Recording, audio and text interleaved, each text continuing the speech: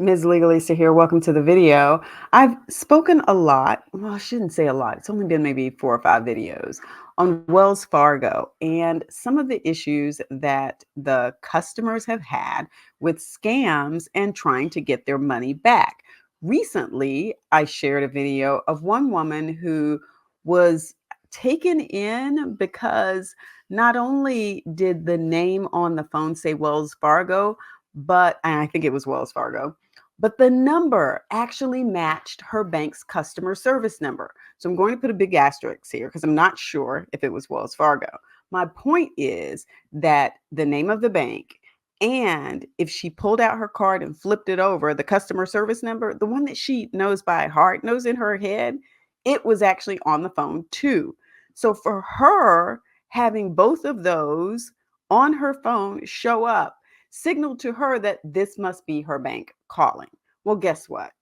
The bank said, nope, wasn't us. And nope, we are not reimbursing the money that was scammed out of you and taken out of your account. So, what are people supposed to do now? One thing I always say is look, at this point, call your bank back independently, right? Independent verification. Number two, don't answer the phone at all. Number three, get up and go over to your bank and have this conversation with them in person. Number four, file a class action lawsuit, which is what we're going to be taking a look at in this video. Thousands of people now have tried to get reimbursed when they've been scammed like this. And I did another video that said, here's why this one word, this one little word that Wells Fargo is using to deny the claims. And it is the word authorized. You authorize the transaction.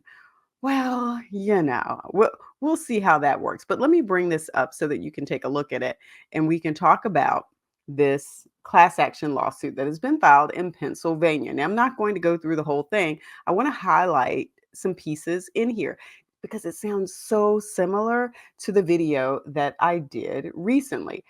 Like I said, coming out of the Eastern District of Pennsylvania, here we have Jennifer Rice and Eric Westervelt, plaintiffs against Wells Fargo Bank National Association. They're seeking class action status and a jury trial. Jennifer Rice is a consumer person residing in Delaware County. So is Eric. And then you had Wells Fargo Bank there, which is who they are suing. Let's get into these factual allegations because here's the important piece. The piece we want to go is what exactly happened here? Prior to the events giving rise to the instant complaint, plaintiffs maintained joint checking and savings accounts with defendant. On or around December 22nd, 2023, plaintiff Westervelt received a phone call from an individual who identified herself as Charisma Roberts from defendant's fraud department, from Wells Fargo's fraud department. The caller ID for this phone call was, and you see the number there, which is the phone number listed on defendant's phone number on the back of plaintiff's debit card with defendant. So understand what he is saying here, that on his phone, the number that came up is the same number that if he pulled up his debit card is on his debit card, just as I mentioned before. That happened in the other video that I discussed. The caller accurately identified several transactions from plaintiff's account, which led Westervelt to believe that the caller was from defendant's fraud department. So you've got three things going on here now. Think about that. The telephone number matches the telephone number that's on his debit card. The bank matches the bank that he uses. And now they are giving him accurate information about his own bank account transactions. The caller then told Westervelt that there was another transaction described as a wire transfer for a large amount of money. Westervelt denied sending any such transfer, as neither he nor Rice had ordered a wire transfer from their accounts. Now, at this point in time, I don't know what time of the day it is. And I didn't look at the day of the week, but it says December 22nd. If your bank is open and you get this call, now might be the time to just drive over there or to hang up and give them a call back to verify. And if the parties who are on the phone talking to you are true, real parties associated with your bank, they will understand when you say, hey, I'm going to give you a call right back. Tell me your name, and I'm just going to call the number directly and reach out to you. And that way, you are conducting that independent verification that so many people are trying to educate and remind people of. But in this case, he denied the transfer. Now, remember, he's already got 3 pieces of information that is leading him down this road to believe that these are true Wells Fargo people talking to him on the phone. It says the caller informed Westervelt that she could stop the wire transfer if he could confirm the 6-digit number she was sending him via text message. Westervelt did so. Immediately thereafter, that's it, a text message. Immediately thereafter, a wire transfer in the amount of $24,000, $557.89 was made from plaintiff's account to an unknown account with Discover Bank. At no time did plaintiffs authorize such a wire transfer. Now, let me stop here. I talk all the time about financial institutions and the records that they are required to maintain.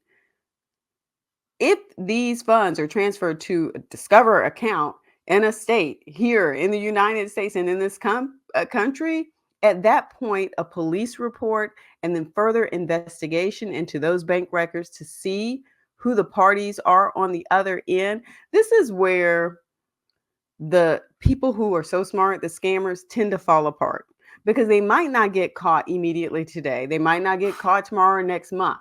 But eventually it's going to be, okay, bank, we need to see your records so that as part of this investigation, we can see who opened that account, what ID they used, where's the location. And again, it may take a while for the authorities to catch them, but that's the information that's going to bring them down. That's why eventually you always see, okay, the FBI and the DOJ are now going after these parties because they eventually catch them. It's usually other transactions that make it more difficult. International transactions make it a little bit more difficult. When you're using some of the cash transfer platforms, that makes it a little bit more difficult. But these bank to bank transactions, okay, but it's interesting that they were able to provide information about their account.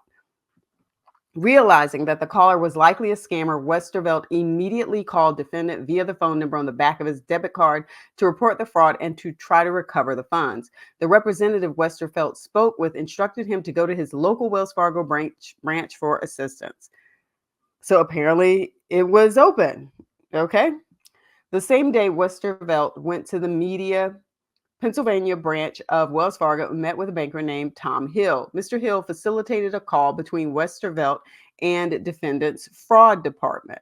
Defendant's fraud department confirmed that it had received plaintiff's dispute and it would respond within 10 days. Like, what is that? There is a whole issue here in terms of when they're going to respond and their ability to be able to say, wait, let's put a hold on this. Let's do something right now because it sounds like it's fraud. This process that they have in place, it is part of the problem here. 7 days later, on December 29, 2023, plaintiffs received a letter from defendant indicating that it would not reimburse any of the funds that were taken from their accounts. Plaintiffs immediately called defendant and asked that an investigation be escalated. On or around January 2nd, 2024, plaintiffs received a letter from defendant again indicating that it would not reimburse any of the funds because, according to plaintiff, the transaction had been authorized by Westervelt or someone acting on his behalf. Here's where we get into this terminology. And this is what Wells Fargo has been using to deny these claims again and again and again. They say you authorized it. They say you authorized it because you clicked on the link. You clicked on the text message. And so therefore, you were sending that. And people are saying, no, I never agreed to that just because I clicked on a link. I did not authorize that. I did not agree to that.